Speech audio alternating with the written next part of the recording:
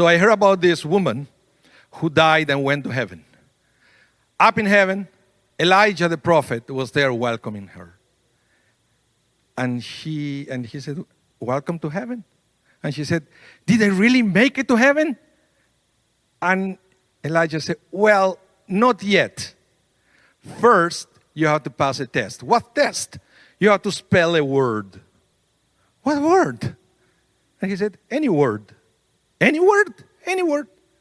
And she says, love. L-O-V-E. Welcome to heaven. And then as she gets in, Elijah said, you know what? Can I ask you a favor? He said, I have to run some errands in another section. Would you mind standing here at the gates? If somebody comes, you do the same thing. Please ask them to spell a word before you let them in. Okay, sure. She stays there. You know, a little bit of time goes by. And who comes there? Her ex-husband. And then he said, did I really make it to heaven? And she said, not yet. First, you have to spell a word. What word? Czechoslovakia.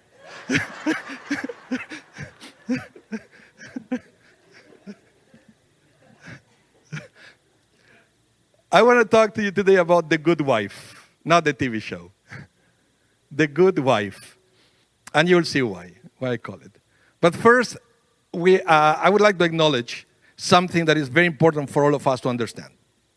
And it's the fact that that God sometimes brings special people into our lives. Okay? In many different ways. We have friends, we have relatives, we have co-workers, we have classmates, we have spouses, special people that they are in our lives. And then these people supposed to be there to cheer us up, to give us advice, to stay with us through the lows and the highs. And whenever we find such people in our lives, it's such a blessing that sometimes we don't realize how blessed we are for having them.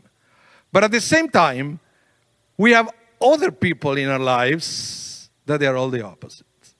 They're all the opposite. And we all probably know who am I talking about. We have people that all they care is about themselves. They always seems to have hidden agendas. They always seems to have ulterior motives, right? They don't care about your success. All they care is about how you can help them. Well, let me tell you that what we should learn is that we should learn to spend more time with people that they are good people and spend less time with people that they are bad influences. Less time, and if possible, to get rid of them at all from our life. Sometimes it's impossible, but at least spend less time with them. Why? Because such people can ruin your lives. And it's a fact. And even in this Torah reading, this week's Parsha, we learn this very principle. We have a man called Korach.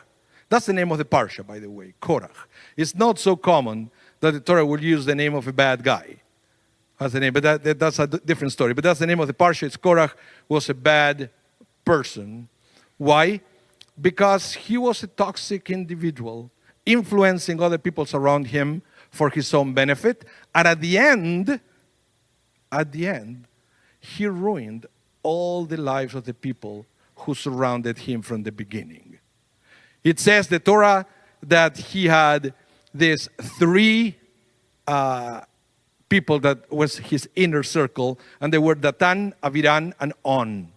They were the three people. And at the same time, he has all these 250 leaders of the people of Israel that follow him. And you know what happened at the end of the Parsha? And I know. Sometimes the Torah is kind of drastic. But I believe what the Torah is trying to do is to prove a point. What happened is all these people, by the end of the Parsha, were dead. God killed them in a miraculous way. All of them, except for On. One of Korach's followers, his name was On ben Pelet, which is mentioned at the beginning together with Datan and Aviram. He joined Korach in this revolt against Moshe, and he's mentioned at the beginning and then never again. And then the rabbi said, what is On? All the others, he said that they were dead, but what happened with On? And then the Midrash is telling us something beautiful.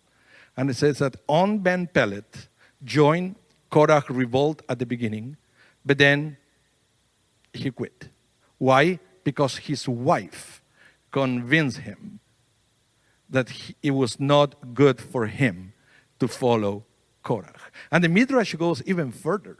And the Midrash provides the dialogue that he had with his wife.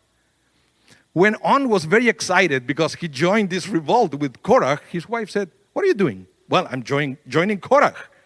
And I said, "Okay, you're joining Korach." He says, "Are you in charge of the revolt?" "No, I'm not. It's Korach." "Well, are you going to be in charge after the revolt?" "No, it's going to be Korach calling the shots."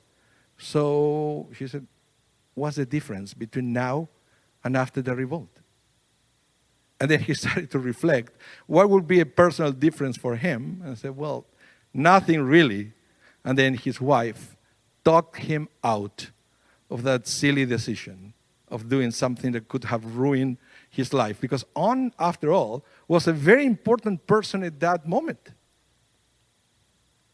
And he was about to ruin everything, his family, his job, his position, everything, because he was following his passions without anybody giving him good advice, until he was able to listen to his wife, and then his life changed for the better. Because this is the thing that we all have to understand. Our spouses should be the first people that we should listen to if we want to be successful in life. And that's why I said I got inspired by this week's celebrations. When I was reading 55 years, 60 years, 62 years, how do you make it that far when you are able to talk to each other, cheer up each other, give good advice to each other? And this is something that we should all learn.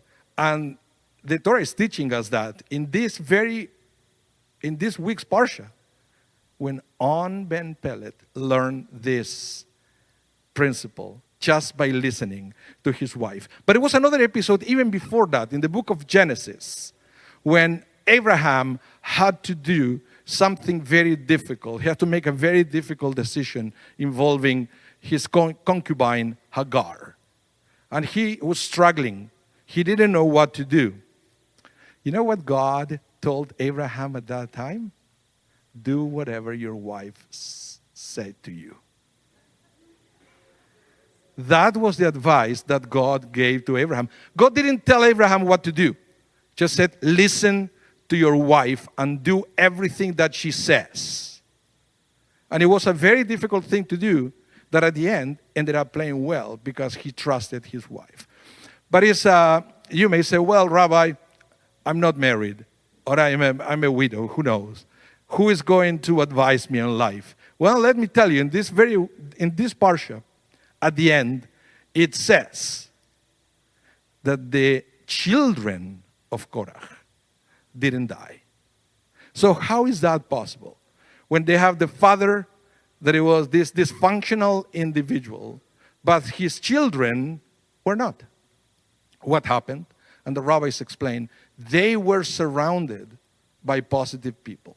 They have good friends, and they have good neighbors, that they influenced them in a positive way, so they didn't follow the destiny of their father. Their father's house was dysfunctional.